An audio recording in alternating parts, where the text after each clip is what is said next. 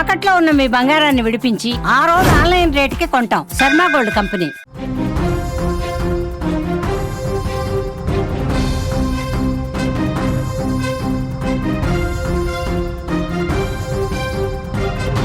తమిళనాడులో మరొక దారుణం జరిగింది. భార్యలు బరి తెగిస్తున్నటువంటి ఘటనలు ఎక్కువైపోతున్నాయి. వివాహేతర సంబంధాల కోసం మొగుళ్లను చంపేస్తున్నారు. తమిళనాడులో మరొక దారుణం జరిగింది. ప్రియుడితో కలిసి భర్తను హత్య చేయించింది భార్య. కుమార్తె సాక్ష్యంతో అడ్డంగా దొరికిపోయింది తల్లి. భార్యలు బరి తెగిస్తున్నారు. ప్రియుళ్ల మోజులో పడి భర్తల ప్రాణాలు అన్యాయంగా చంపేస్తున్న ఘటనలు నిత్యకృత్యమైపోతున్నాయి. తాము తప్పులు చేసి ఆ తప్పులకు భాగస్వామిని బలి చేస్తున్నారు. కొందరు భార్యలు చేస్తున్న పనులు పెళ్ళంటేనే భయపడేలా చేస్తున్నాయి. తమిళనాడులో మరొక ఘోరానికి సంబంధించిన వార్త మనం చూస్తున్నాం.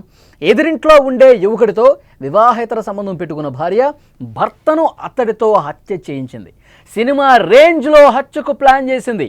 కానీ కుమార్తె సంజయ్ మామ చంపాడు అని పోలీసులకు చెప్పడంతో అడ్డంగా దొరికిపోయారు ఇద్దరు కూడా. వేలూరు జిల్లా ఒడుకత్తూరు వద్ద కుప్పంపాళ్యానికి చెందిన భారత్ వంట మాస్టర్. అతడికి 5 ఏళ్ల కిందట నందినితో పెళ్ళైంది. వారికి 2 కుమార్తెలు కూడా ఉన్నారు. ఇద్దరు 5 ఏళ్లలోపు వారే. వృత్తిరీత్యా చెన్నైలో రెస్టారెంట్లో భారత్ పనిచేస్తున్నాడు. వారానికి 2 రోజుల్లో ఇంటికి వచ్చి వెళ్తుండేవాడు. ఈ క్రమంలోనే ఈ నెల 21న ఇంటికి రాగా బైక్పై భార్య చిన్న కుమార్తెను బయటకు తీసుకెళ్లి తిరిగి వస్తుండగా రోడ్డుకు అడ్డుగా ఉన్న కొబ్బరి మట్టలు దాటే ప్రయత్నంలో కింద పడిపోయాడు. వెంటనే అక్కడున్న ఓ వ్యక్తి భారత్పై కత్తులతో దాడి చేసి చంపేసినటువంటి పరిస్థితి ఉంది. ఎవరో తమ భర్తను చంపేసి పారిపోయినట్టు సీన్ క్రియేట్ చేసింది ఆ తల్లి. పోలీసులకు పొంతం లేని జవాబులు చెప్పింది. సీన్లో ఇక్కడ చూస్తే 3 ఏళ్ల కుమార్తెను పోలీసులు ప్రశ్నించారు. అసలు ఏం జరిగిందమ్మా, ఏమైంది, ఎలా జరిగింది అని అడిగారు పోలీసులు. తమ ఇంటికి ఎదురుగా ఉన్న సంజయ్ మామ నాన్నను చంపేశాడు అని చెప్పడంతో మొత్తం గుట్టు రట్టయిపోయింది. సంజయ్తో నందిని వివాహితర సంబంధం పెట్టుకుంది. ఈ క్రమంలోనే భర్తను చంపేందుకు స్కెచ్ వేసి పక్కా ప్లాన్తో అంతమొందించేసింది. చివరికి కుమార్తె చెప్పడంతో అడ్డంగా దొరికిపోయింది. చూశారుగా, ఇది చాలామంది భార్యల పరిస్థితి ఇట్లాగే ఉంది. ఇంత దారుణంగా భర్తలను చంపేసి జీవితాలు నాశనం చేసుకున్న పరిస్థితి. మరి ఆ పిల్లలు ఇప్పుడు వీళ్ళిద్దరూ జైలుకి వెళ్ళిపోతారు. చంపినందుకు భార్య, చంపినందుకు ప్రియుడు. భర్త అంటే తండ్రి, చిన్న పాప తండ్రి ప్రాణాలు వదిలేశాడు వీళ్ళ దుర్మార్గపు చర్యల వల్ల. ఇప్పుడు ఆ చిన్న పాపల పరిస్థితి ఏంటి? వాళ్ళకి తల్లిదండ్రులు ఇప్పుడు ఎవరున్నారు? వాళ్ళ బాగోగులు ఎవరు చూసుకుంటారు? తల్లి ఇంత దుర్మార్గంగా ప్రవర్తించింది అంటే ఎంత దారుణంగా చూడాల్సినటువంటి అవసరం ఉంది. పూర్తిగా తమ జీవితాలని నాశనం చేసుకుంటున్నారు. భార్యలు ఎంతగా బరితెగిస్తున్నారు చూడండి. ప్రియుళ్ళ మోజులో పడి భర్తల్ని ప్రాణాలు పూర్తిగా హరించేస్తున్నారు, చంపేస్తున్నారు.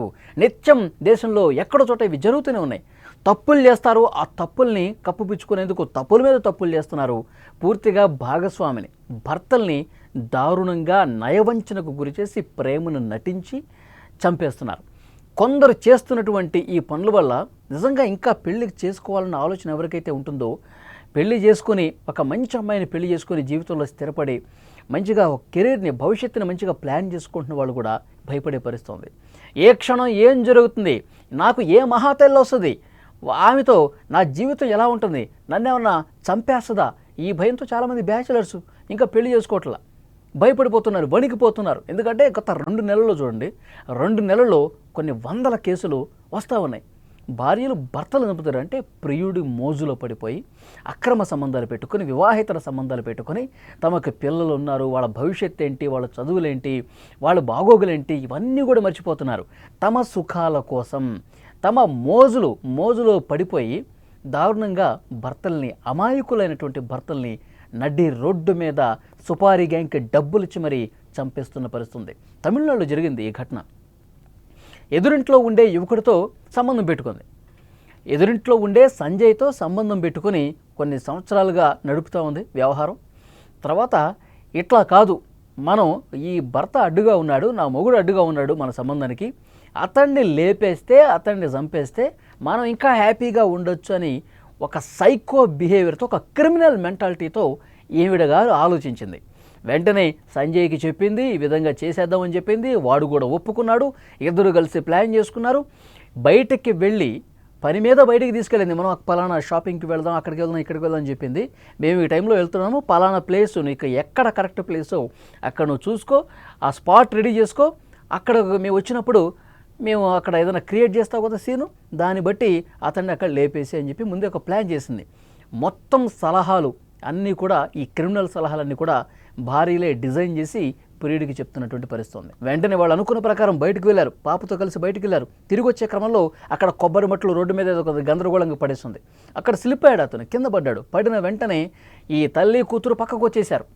పక్కకు వచ్చిన తర్వాత వీడు ఉన్నాడు కదా, వీడు ఇంకొంతమందిని వేసుకొచ్చి చాలా దారుణంగా భర్తని చంపేసిన పరిస్థితి ఉంది. స్పాట్లో చనిపోయాడు. వెంటనే ఈ కేసు ఇన్వెస్టిగేషన్ చేసే క్రమంలో పోలీసులు వచ్చినప్పుడు ఎవరో దుండగులు వచ్చారు, దారి వెంట వచ్చినటువంటి దుండగులు మమ్మల్ని ఆపేసి ఈ విధంగా మా భర్తని చంపేశారని చెప్పి కన్నీరు గార్చింది, యాక్టింగ్ చేసింది. ఇలాంటి యాక్టింగ్లు ఈ మధ్యకాలంలో చాలా చూస్తూనే ఉన్నాం. మొగుడిని చంపేయటం, తర్వాత ఏం జరిగిందో ఏమో తెలియదు, నా మొగుడు చచ్చిపోయాడని చెప్పి గుండెలు బాదుకుంటూ ఏడవటం.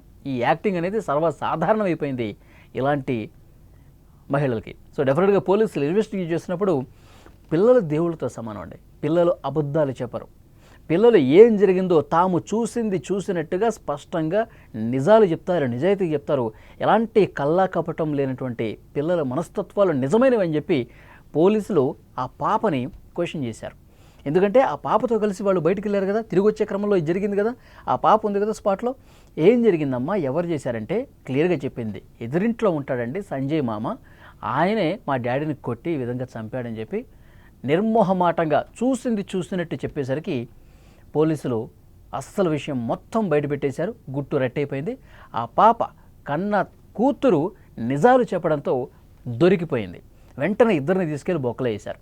ఇప్పుడు ఆ కుటుంబ సభ్యులందరూ కూడా రోధిస్తూ ఉన్నారు. ఇంత దుర్మార్గమైనటువంటి ఆలోచనలతో ఆ భారత్ పేరెంట్స్ కావచ్చు, కుటుంబ సభ్యులు ఇలాంటి నీచపు మనస్తత్వపు దానిక మేము మా అబ్బాయిని ఇచ్చి పెళ్లి చేసింది, ఇంత దారుణంగా బిహేవ్ చేస్తుందా? ఇప్పుడు ఈ పిల్లల సంగతి ఎవరు చూడాలి? పిల్లలకి తండ్రి తల్లి లేకుండా పోయింది. ఈవిడ గారేమో జైల్లో పోయింది, పాపం తండ్రి ఏమో చనిపోయిన పరిస్థితుంది. ఈ పిల్లలు బాగోలు ఎవరు చూడాలి? వాళ్ళ కుటుంబ సభ్యులు చూడాలి. ఇక తల్లి లేనటువంటి, తల్లి ప్రేమ దక్కనటువంటి ఆ పిల్లల భవిష్యత్తు ఏ విధంగా ఉంటుంది? పూర్తిగా కుటుంబం పూర్తిగా సర్వనాశనం అయిపోయింది. ఇలాంటి ఆలోచనలు అవసరమా? ప్రియుడు మోజులో పడి వివాహేతర సంబంధాలు పెట్టుకొని ఇలాంటి జీవితం అవసరమా? ఇలాంటి దుర్మార్గమైనటువంటి ఆలోచనలతో తమ జీవితాల్ని, పచ్చని కాపురాలని కొలాప్స్ చేసుకుంటున్నటువంటి, నాశనం చేసుకుంటున్నటువంటి ఇలాంటి సైకో మహిళలు చాలామంది ఉన్నారండి. ఈ మధ్యకాలంలో మనం చూడలేదా? పాపం అమాయకులైనటువంటి మొగుళ్ళని ఎంత దారుణంగా చంపేస్తున్నారండి. ఒకటేమో విషం ఇచ్చి చంపుతుంది, ఇంకోటేమో సుపారీగా ఇంకా డబ్బులు ఇచ్చి చంపుతుంది, ఇంకోటేమో అన్నంలో పురుగుల మందు కలుపుతుంది, ఇంకోటి కూల్ డ్రింక్లో పురుగుల మందు కలుపుతుంది. ఇంత దారుణాలు చేసి మొగుళ్ళని చంపేసి వాళ్ళ సుఖాల కోసం ఆఖరికి జైలు పాలపై అయ్యే పరిస్థితుంది. సో డెఫినెట్గా ఇది ఒక కనువిప్పు కావాలండి. ఇలాంటి సైకో బిహేవియర్ కలిగినటువంటి మహిళకి చాలా అంటే చాలా కఠినంగా శిక్షలు ఉండాలి. నిజంగా మన చట్టాలు మార్పు రావాలి. ఇంత దుర్మార్గంగా ఒకళ్ళని చంపేటువంటి రైటు ఎవరిచ్చారు వీళ్ళకి? నీకు ఇష్టం లేకపోతే వాడితో వెళ్ళిపో, అంతేగాని ఈ చంపటం ఏంటి? ఎంత దారుణం ఇది! సో వీళ్ళకి మన చట్టాల్లో పూర్తిగా మార్పు తీసుకురావాలి, కొత్త చట్టాలు రావాలి. ఈ విధంగా బిహేవ్ చేసిన వాళ్ళని నడి రోడ్డు మీద ఉరి తీయాలి. ఆన్ ది స్పాట్ ఏదన్నా ఒక కఠిన శిక్ష ఉండాలి. అలాంటి ఒక బలమైన చట్టం వస్తే ఒళ్ళు దగ్గర పెట్టుకొని ఈ కొవ్వెక్కినటువంటి వాళ్ళకు కూడా ఒక దారిలోకి తీసుకొచ్చే పరిస్థితి ఉంటుంది. సో డెఫినెట్గా ఇలాంటి చట్టాలు రావాల్సిన అవసరం ఉంది. ఇప్పుడు నేను జైల్లో ఊచ లెక్క పెడుతుంది, వాడు సంజయ్ అనేవాడు కూడా జైల్లో ఊచ లెక్క పెడతా ఉన్నాడు.